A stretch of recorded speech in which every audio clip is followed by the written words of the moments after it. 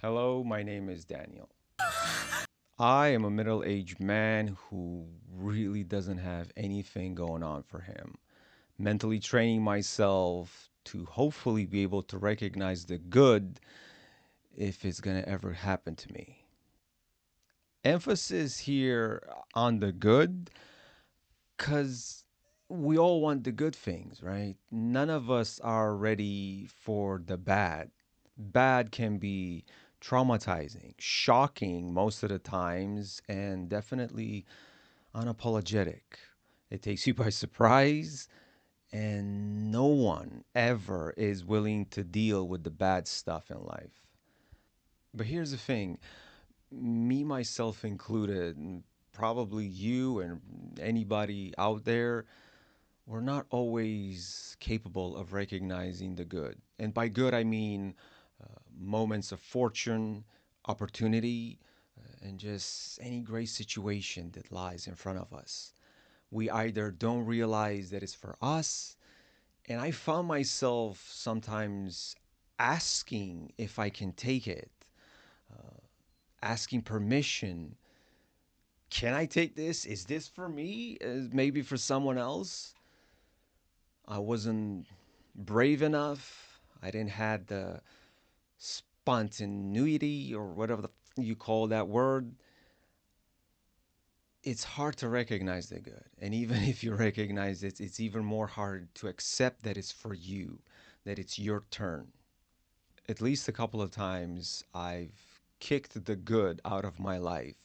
And those were only the moments when I knew it was happening and it was for me. It must have happened like so many other times then I didn't even knew that something good was happening.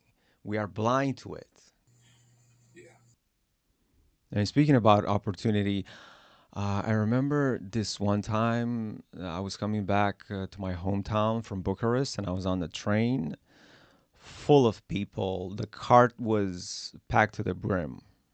I recognized this ex colleague of mine that I used to work with at a former job, this corporate, and she was sitting like in a diagonal, what might have been one or two rows in front of me. Shyly enough, I was looking from time to time at her, and I noticed while I zoomed in that she didn't have a ring on her finger.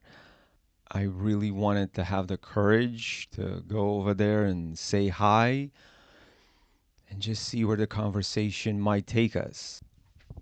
I mean, the last time I actually spoke with a woman, dial up was still a thing, and my mom told me to stop kicking. Just I chop and I chop and I chop. Oh God! The train was full of people, and for some reason, it was very silent. People must have been tired. You see this type of silence in Japanese movies, but that usually kind of also implies that someone is probably getting sexually assaulted. Sure enough, I was ashamed to go over there and start talking to her because that would have implied to break the silence and, start this awkward conversation. So, of course, I had a plan. Wait for the train to come to its destination, everyone gets off, and I'll be able to catch up with her and talk in private. As I was standing in line in the queue, waiting to get off the stairs, my dad was right there in front of the door of the train, ready to pick up my luggage.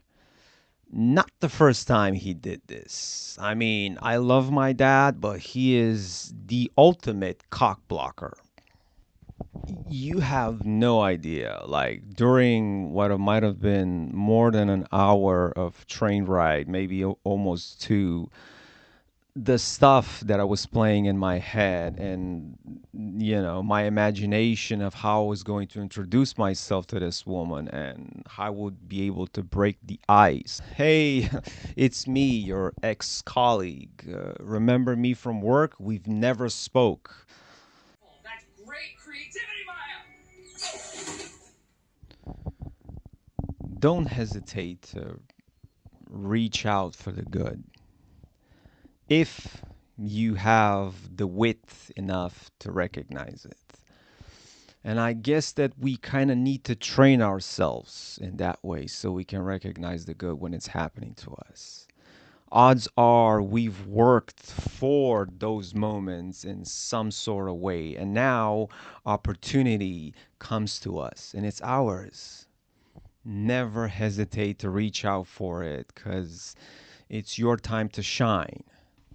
The way I see it, good happens to us because most of the time we worked somehow for it, which meaning that opportunity comes to the ones that keep knocking at the door, and never be ashamed to take it. It's yours. You probably earned it somehow. As for the bad, don't worry about it because that's for free. I want you to meet my beautiful birds.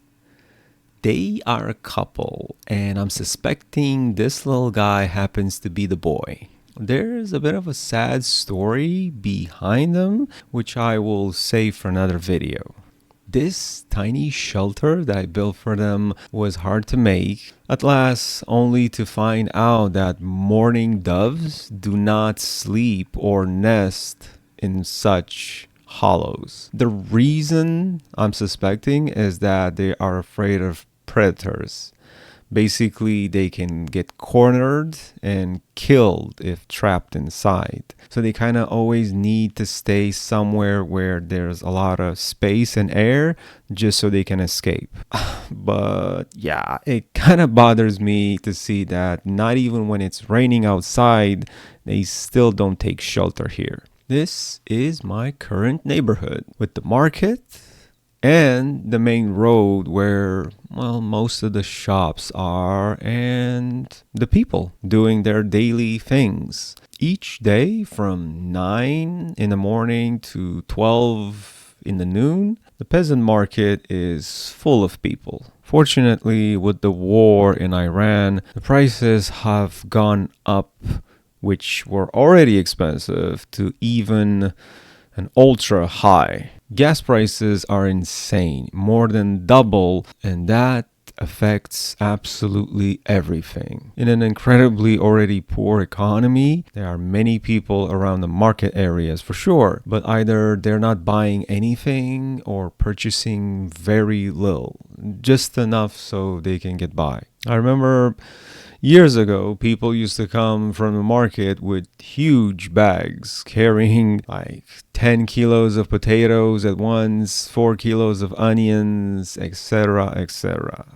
Now I see people buying 1 kilo of potatoes, and some even ask for half. Bread consumption has also decreased in a society where bread is like everything. Again, back in the days, depending on a family size, a family would probably eat around 2 or even 3 breads a day. Like, bread was everything, and it still very much is, but you can't really afford it. The trend is inside bakeries for a couple of years now. They have installed these machines for slicing the bread, and I've seen people ask for half of sliced bread. When the war in Ukraine started, prices went up.